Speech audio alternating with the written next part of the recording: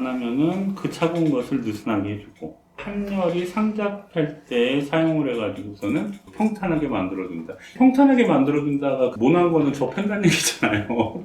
튀어나온 거는 깎아내고. 대신에 그럼 들어간 거는 보여줄 거냐. 근데 그렇게 하기가 조금 약하다라는 거죠. 너무 또 감초를 믿고, 아까 이야기했던 것처럼 말도 안 되는 처방을 창방을 하시고 그 뒤에다 감초 일전 이런 거 듣는 거는 조금 피하시는 게 좋다. 남자의 성기가 가렵고 아픈 거, 그럴 때 사용을 하고요.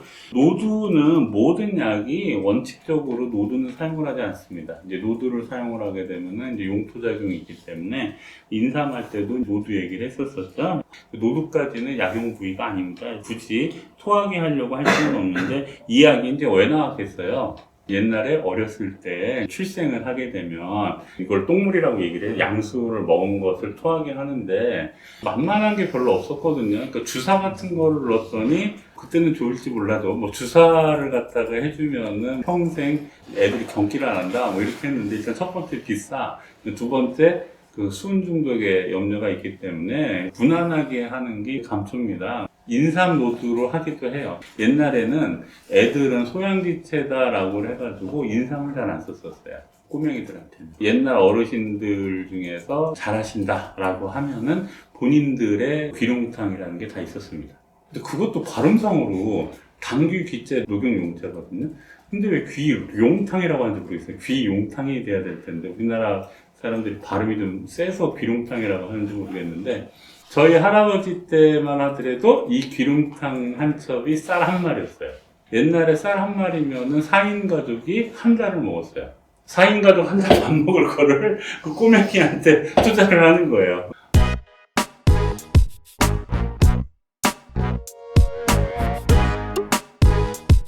그래서 그 귀룡탕이 이제 나름대로 자기네들 귀룡탕이 다 있어요. 대전대 같은 경우도 최삼석 교수님 귀룡탕 그런 식으로 해가지고 하는데 김병탁 교수님 귀룡탕 뭐 이런 식으로 옛날에 대임상가들은 이제 자기 귀룡탕이 있었고 그 귀룡탕에 들어가는 녹용은 정말로 꼭지 분꼴 있지 않습니까? 그래서 곁가지 분꼴 말고 기름 분꼴 보여주고 다 약을 줬었어요. 야 이거 진짜 녹용 죽이는 거다. 기름 분꼴이면은요 12분의 1? 그 정도도 안 나오는 거예요 사실은. 그렇게 된다 라고 해서 보여주고 약 다려서 먹게끔 그렇게 하기도 했습니다. 지금은 상대가치적으로 약값이 많이 떨어지긴 한 거예요. 저희 아버님 때도 녹용 40만원 했었거든요. 1970년도 80년도에도 제가 1996년도에 오픈을 했을 때 뭐 죄송한 얘기지만 지금이랑 좀 차이가 나서 그런데 간호조무사 월급이 35만원, 40만원이었어요. 걔네들 한 달 월급이 녹용 한 대야.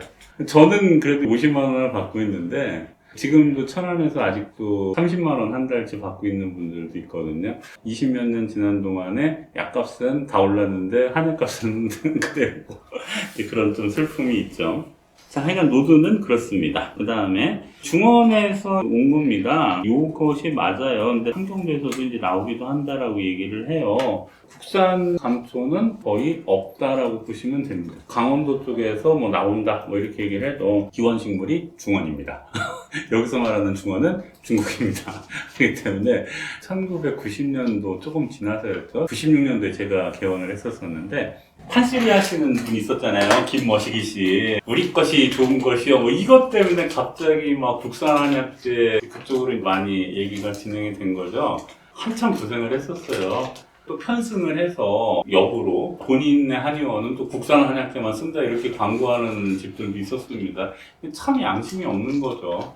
왜냐하면 식전제부탕이 제일 그래도 많이 나갔었던 약인데 6개만 하더라도 우리나라 6개가 어딨어요. 감초만 하더라도 우리나라 감초가 어디 있습니까? 항상 하는 얘기인데 중국 약재가 되게 좋은 것들이 꽤나 많습니다. 무조건 중국 약재는 나쁜 거다 뭐 이렇게 해서 접근을 하는 건 좀 아니지 않느냐 이렇게 생각이 듭니다.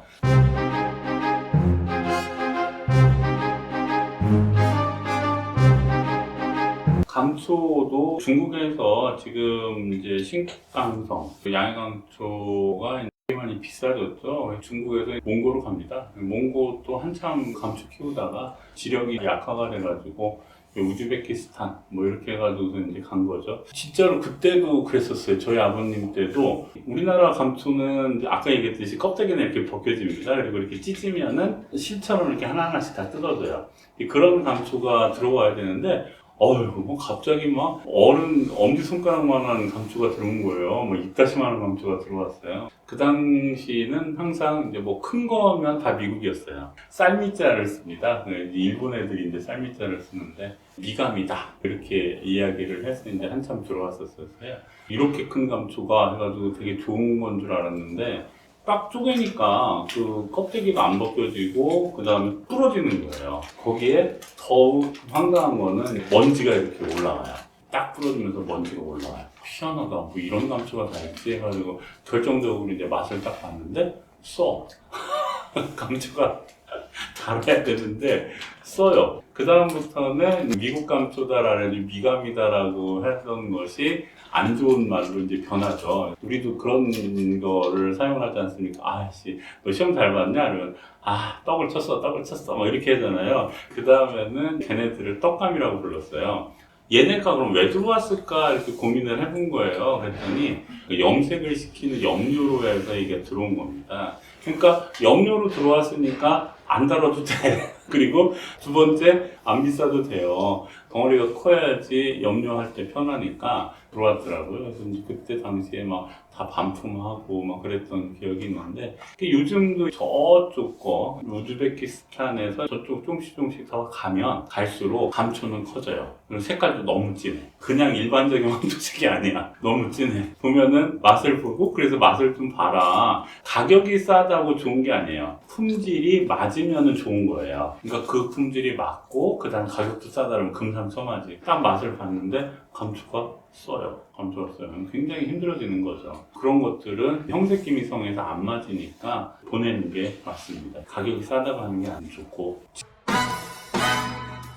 지금까지 봤었던 거는 조금 비싸더라도 중국산 양해감초가 맞아요. 저도 중국 갔을 때 그걸 물어봤어요. 옛날에는 껍데기가 벗겨지는 감초가 있었다. 근데 왜 요즘은 껍데기가 벗겨지는 감초가 없느냐 이렇게 얘기를 했더니 중국 애들 하는 얘기가 다 일본에서 가져갑니다. 이렇게 얘기를 하더라고요. 일본은 아직도 약재는 좋은 걸로 써요. 품고 관리도 잘 하는데 우리나라는 지금 제약회사 사장님들도 굉장히 젊어졌습니다. 우리가 주거래로 하고 있는 그 제약회사 사장님만 저랑 동갑인데 거기는 어렸을 때부터도 한약을 했어요. 영천에서 이제 어렸을 때부터 한약을 해가지고 나름 한약에 대해서 알아요. 쉽게 말하면 청목향 같은 경우도 80년도 그때는 봤었어요. 80년도 초반 때는 봤었거든요.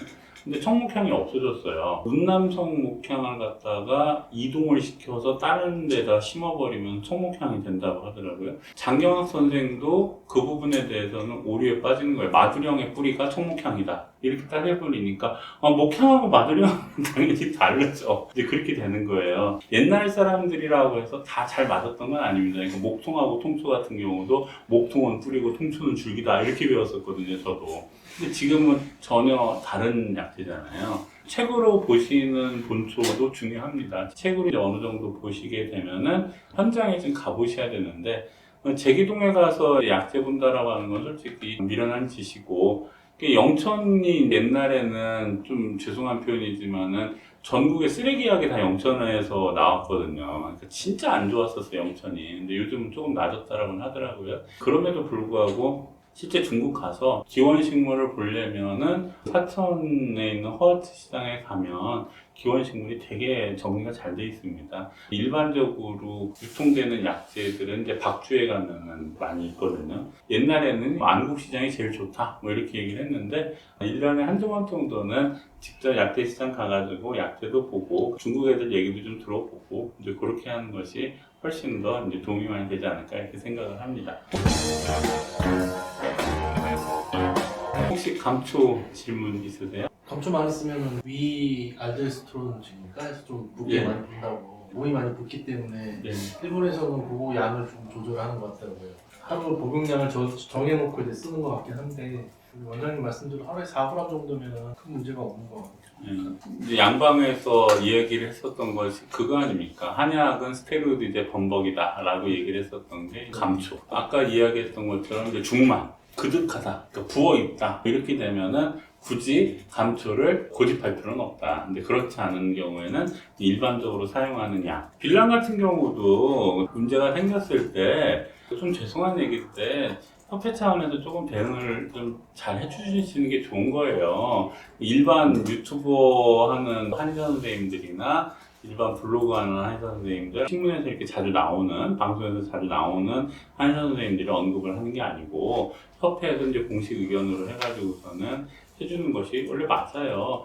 빌랑을 먹어서 부강함이 생기는 거는요, 우리처럼 약용 빌랑이 아니잖아요. 걔네는 그냥 열매를 따가지고선 계속 먹는 건데, 실질적으로 아무리 좋은 약재들이라도 계속 피부 접촉을 계속 해준다라고 하면 피부 자극이 되죠. 그런 얘기를 합니다. 장경학 선생님도 어떤 얘기를 하냐면, 아니 음식도 그런데 기미의 편향을 가지고 있는 약재를 계속 꾸준히 들어간다라고 하면 약이라는 것은 어느 정도 다 독성이 있는 거다. 아무리 뭐 몇 년 익수하는 약재들이다라고 하더라도 그렇게 조금 응대를 해주는 것이 옳지 않았을까.